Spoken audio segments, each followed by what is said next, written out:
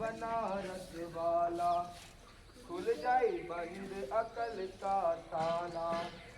खई के पान बनारस वाला, खुल जाई बंद अकल का ताला। खई के पान बनारस वाला। अरे यहाँ तो कोई पेड़ के नीचे आदमी दबा पड़ा है। रामू भैया, ओ रामू भैया, अरे रामू भैया, रामू भैया सुनो तो सही, पेड़ के नीचे कोई आदमी दबा पड़ा है। कौन दबा है? पता नहीं पता नहीं। अरे अभी रुको, मैं किलर को बुला के आता हूं। जल्दी जाओ। अरे सुनो, पेड़ के नीचे कोई आदमी दबा है। क्या? कौन दबा है? अबे मुझे क्या पता। चलो आप 5 मिनट रुको, मैं अभी सब कुछ लेने आ जाती हूँ। अरे सुनो, वहाँ जामुन के पेड़ के नीचे एक आदमी फंसा हुआ है। सुनो, वहाँ जामुन के पेड़ के नीचे एक आदमी फंसा हुआ है। क्या आदमी? हाँ चलो जल्दी चलो। चलो चलो चलो।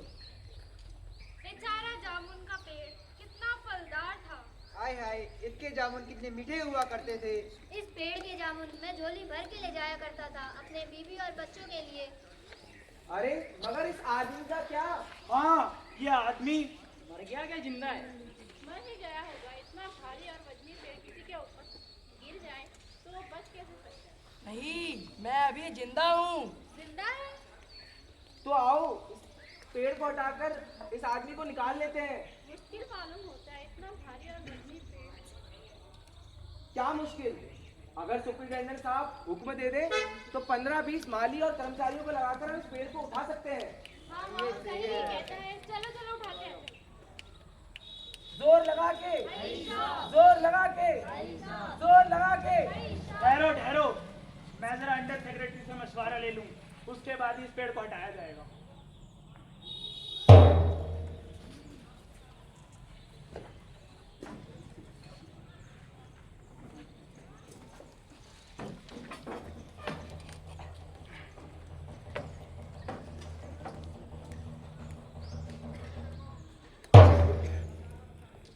सुपरिटेंडेंट अंडर सेक्रेटरी के पास गया और अंडर सेक्रेटरी डिप्टी सेक्रेटरी के पास गया। डिप्टी सेक्रेटरी जॉइंट सेक्रेटरी के पास गया और जॉइंट सेक्रेटरी चीफ सेक्रेटरी के पास गया। अंत में चीफ सेक्रेटरी मिनिस्टर के पास गया और मिनिस्टर ने चीफ सेक्रेटरी से कुछ कहा और चीफ सेक्रेटरी ने जॉइंट सेक्रेटरी से कुछ कहा। जॉइंट सेक्रेटरी ने डिप्टी सेक्रेटरी से कुछ कहा। फाइल इसी तरह चलती रही और इसी में आधा दिन बीत गया।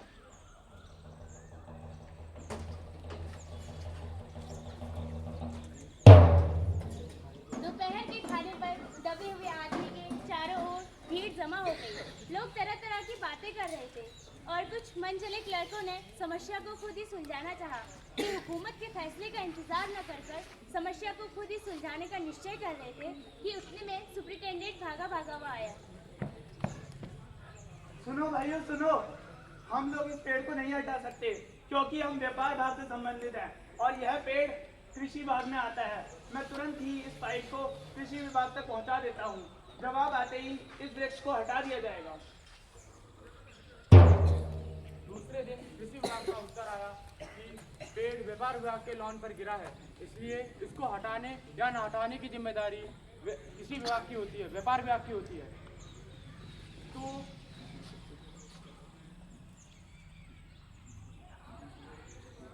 इस पेड़ को अब इस पेड़ की खबर सुन के ही व्यापार विभाग को गुस्सा आ गया। उन्होंने फौरन लिख दिया कृषि विभाग के लिए कि इस पेड़ को हटाने ना हटाने की जिम्मेदारी तुम पर भी लागू होती है, इससे व्यापार विभाग का कोई संबंध नहीं है।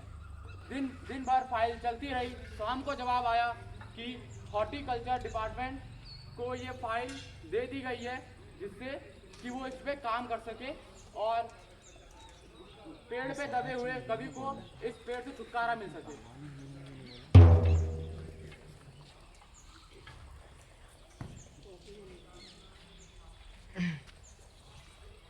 पेड़ गिरा किसी और पे और सुबह से हमें खड़ा कर रखा है यहाँ पर। हाँ साहब ठीक ही कहते हैं। हाँ यार बवाल है। सीढ़ी है क्या तेरे पास? ना साहब नहीं है। अरे सीढ़ी उड़ी रख लिया कर यार। कौन है साहब? कोई आया? अरे कौन है? कौन है भाई? खाना खिलाने आया हूँ। खिलाया खाना ऐसे मर रहा है, क्या खाना खिलाएगा उसे? बेचारा 2 दिन से भूखा है साहब। चल इधर को। जी साहब बताइए। बीड़ी है क्या तेरे पास? हाँ साहब है। ये जरा। जी साहब। और हाँ, खाना खिला के चले जाना इसको जल्दी से हमें। जी साहब जी। ठीक है चल। अरे सुनते हो, मैं माली हूँ, मैं तुम्हारे लिए खाना लेकर आया हूँ। तुम्हारी फाइल चल रही है, मुझे यकीन है कि तुम यहाँ से मुक्त हो जाओगे। लो कुछ खा लो।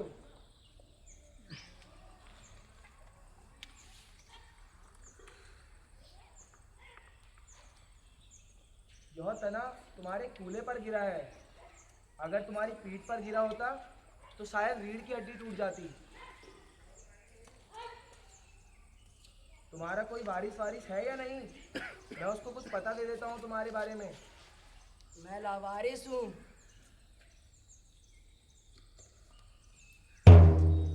तीसरे दिन हॉर्टिकल्चर डिपार्टमेंट से जवाब आया। बड़ा ही कड़ा जवाब था और व्यंग्यपूर्ण।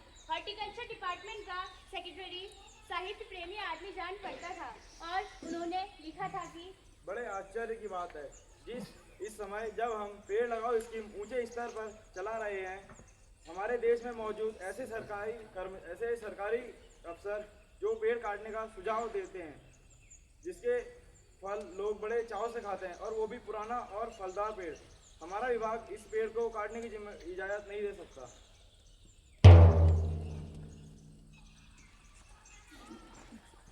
अब क्या करना चाहिए भाइयों?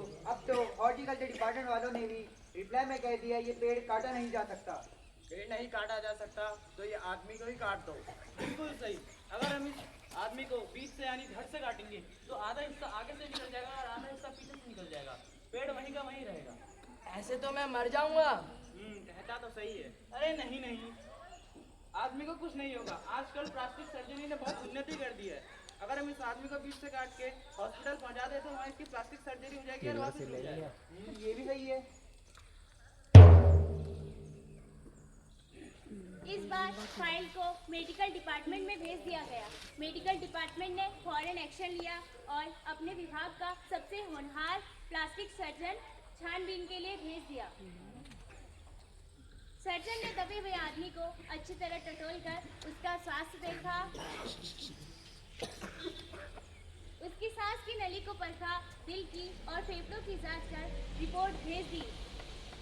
और रिपोर्ट में ये था कि इस आदमी का ऑपरेशन तो हो सकता है, ऑपरेशन सफल भी रहेगा, लेकिन आदमी मर जाएगा। इसीलिए इस फैसले को भी रद्द कर दिया गया।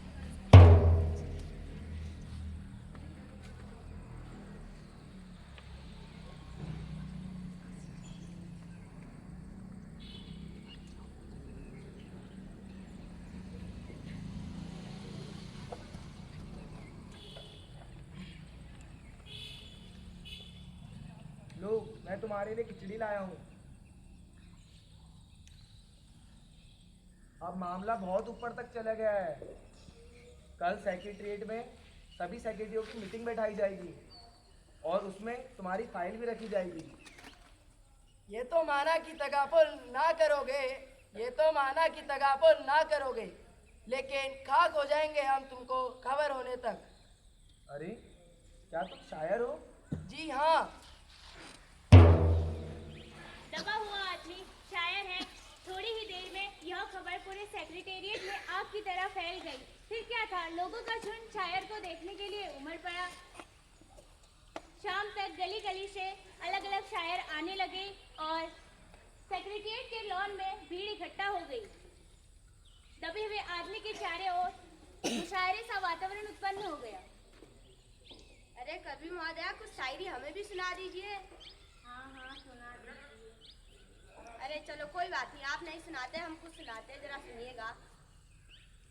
कि अर्ज किया है सेब के ऊपर सेब और सेब के ऊपर सेब, कभी महोदया खा लीजिए, लाए हैं आपके लेके।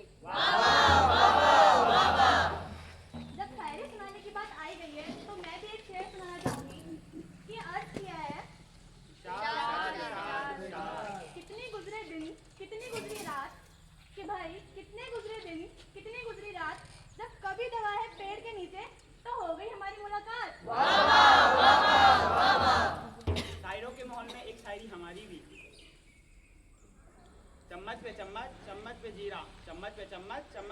और हमारा कवि लाखों में हीरा। अर्ज किया है कि कल की तैयारी तुम आज से करो, कि कल की तैयारी तुम आज से करो, अपनी तुलना कबूतरों से नहीं बात से करो। अजी एक आखिरी शायरी हमारी भी सुन लीजिए कि rose is red and sky is blue, rose is red sky and blue. मेरे कवि महोदय आई लव यू।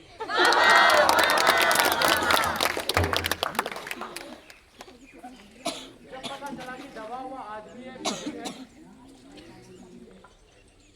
तो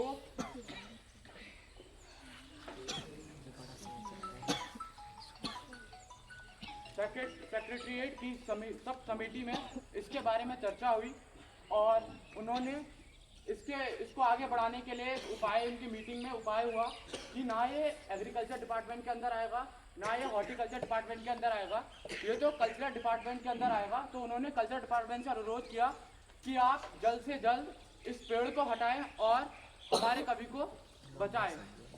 तो कल्चरल डिपार्टमेंट पे की विभिन्न डिपार्टमेंट पे, विभागों पे इसकी फाइल गई और लास्ट में इसको साहित्य के एक आदमी सेक्रेटरी के पास पहुंच गया। बेचारा सेक्रेटरी तुरंत उस समय ही गाड़ी में बैठकर इसका इंटरव्यू लेने आ गया।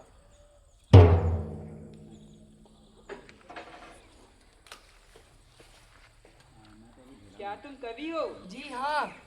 इरशाद इरशाद इरशाद। वाह वाह वाह वाह। क्या नाम है तुम्हारा? वास। इरशाद इरशाद इरशाद। वाह वाह। अरे चुप, क्या हर बात पर वाह करने लग जाते हो? क्या तुम वही ओस हो जिसकी कविता ओस के फूल अभी हाल ही में प्रकाशित हुई है? जी हाँ। क्या तुम हमारी एकेडमी के मेंबर हो? नहीं। इरशाद इरशाद इरशाद। वाह वाह वाह। अरे चुप। आश्चर्य है, इतना बड़ा कवि, ओस के फूल का लेखक और हमारी कमेटी और हमारी एकेडमी का मेंबर नहीं है। ओफ, ये कैसी भूल हो गई हमसे। इतना बड़ा कवि कैसे अंधेरी गुलाबरी में दबा पड़ा है? गुमनामी में नहीं, पेड़ के नीचे। कृपया मुझे यहाँ से निकालिए। रुको, अभी बंदोबस्त करता हूँ।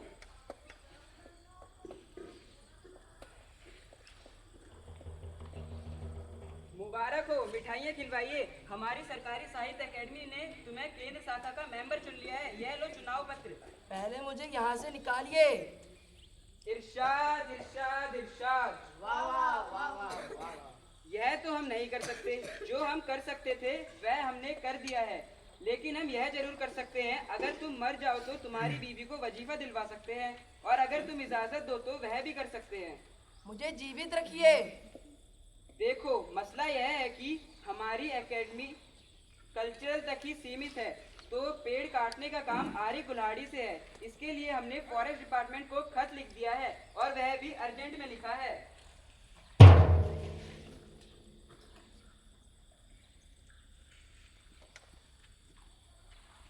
अरे कवि महोदय, आज तो खुशखबरी की बात है।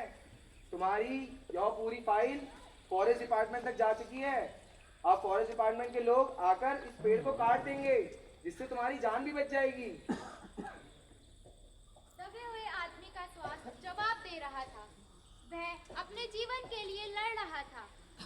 उसे कल सवेरे तक अपने जीवन के लिए लड़ना था। अगले दिन जब फॉरेस्ट डिपार्टमेंट के आदमी आरी और कुल्हाड़ी लेकर आए, तो उन्हें पेड़ काटने से मना कर दिया गया। हुक्म यह था कि विदेश विभाग ने ये बोला कि पेड़ ना काटा जाए। कारण यह था कि पिटोनिया राज्य के प्रधानमंत्री ने सेक्रेटरीट के लोन में यह पेड़ लगाया था।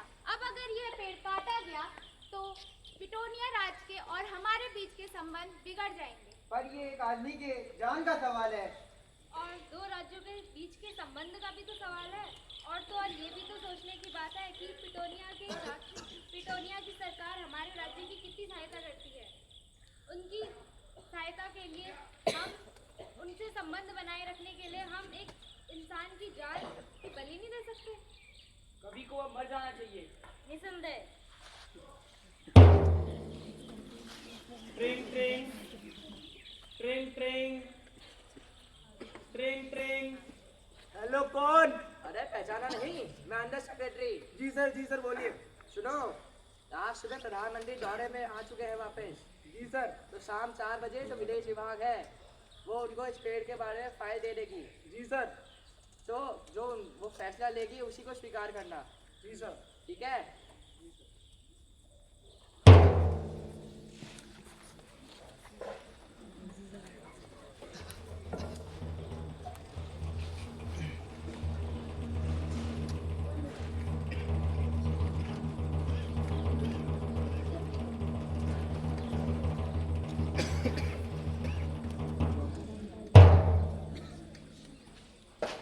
अरे सुनो भाइयों सुनो, प्रधानमंत्री ने इस पेड़ को काटने का हुक्म दे दिया है और अब इस पेड़ को काट दिया जाएगा। इसकी सारी अंतर्राष्ट्रीय जिम्मेदारी अपने कंधों पर ले ली है और अब ये पेड़ काट दिया जाएगा और इनको इससे छुटकारा मिल जाएगा। सुनो कवि महोदय सुनो, आज तुम्हारी फाइल मुकम्मल हो गई है। सुनो कवि महोदय सुनो।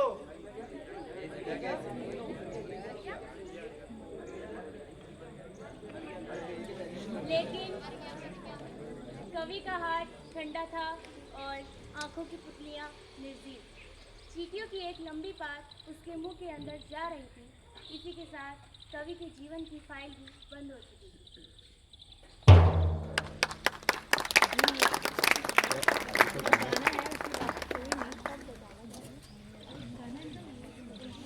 अभी ताली वेस्ट कर दिया तुमने।